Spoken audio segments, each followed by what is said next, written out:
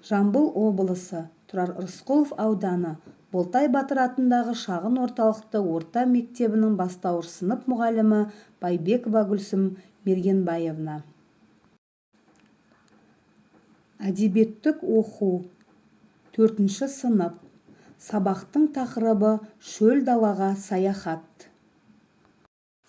Сабақтың мақсаты: шығармадан теңеу, кейіптеу, эпитет, аллитерация, әсірелеу, әдеби көркемдегіш құралдарды табу және оларды қолдану.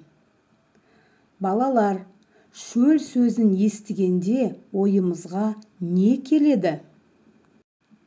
Қане балалар, осы сұраққа жауап берейікші. Жарайсыңдар. Балалар, енді оқулықпен жұмыс жасайық. Бірінші тапсырмамыз түртіп алу әдісі арқылы шөл әңгімесін оқып шығамыз. Осы әңгімеде түсінбеген сөздеріңді түртіп алу арқылы жазып алыңдар. Қандай сөздерді түртіп алдыңдар? Қане, тексеріп көрейікші.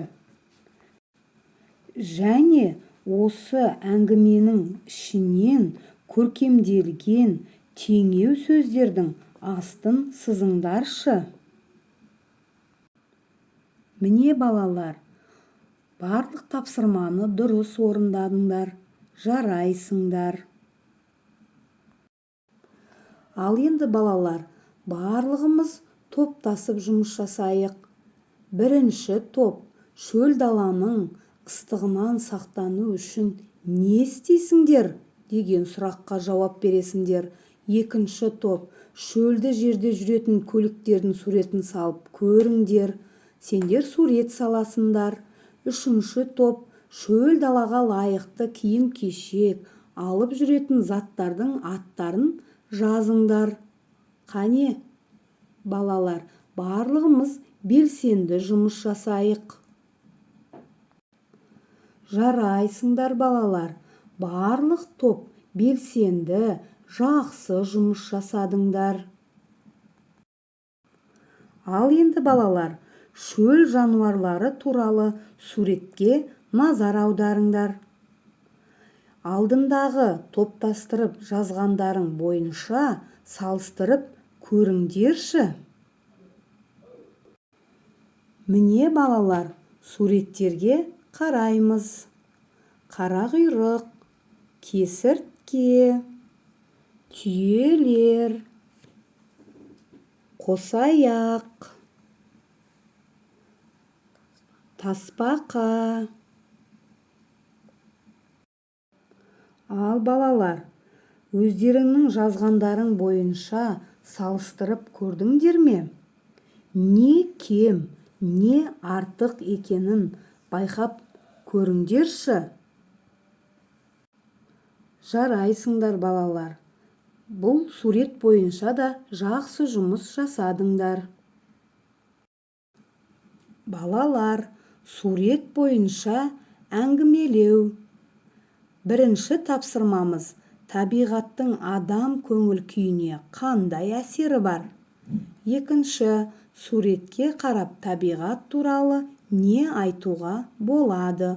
Осы сурет бойынша әңгімелеу кезінде сендер теңеу сөздерді қолдансаңдар да болады. Сурет бойынша жақсы әңгімеледіңдер. Жарайсыңдар балалар. Табиғатпен тілдесейік. Осы тапсырмада бірнеше суретті көріп отырсыңдар. Осы суреттердің ішінде шөл даланы суреттейтін қай сурет? Балалар, басқа суреттер неге жап-жасыл болып бейнеленген? Суы бар жердің барлығы жап-жасыл болады екен. Өте дұрыс, жақсы жауап бердіңдер балалар. Жарайсыңдар. Ал балалар, бірге ойлап, мына сұрақтарға жауап беріп, өз ойымызды қорытындылайық. Шөл өсімдіктерінің қандай ерекшеліктері бар екен? Бетпақ даланың сипатын тауып оқы. Шөл даланы игеру дегенді қалай түсінесіңдер? Жарайсыңдар балалар, сұрақтарға жақсы жауап бердік. Оқушылар, бүгінгі сабақтан алған әсерлеріңді еркін микрофон әдісі бойынша сабаққа кері байланысты ауызша айтыңдар. Балалар, бүгінгі сабақтағы барлық тапсырманы жақсы орындадыңдар. Сау болыңдар.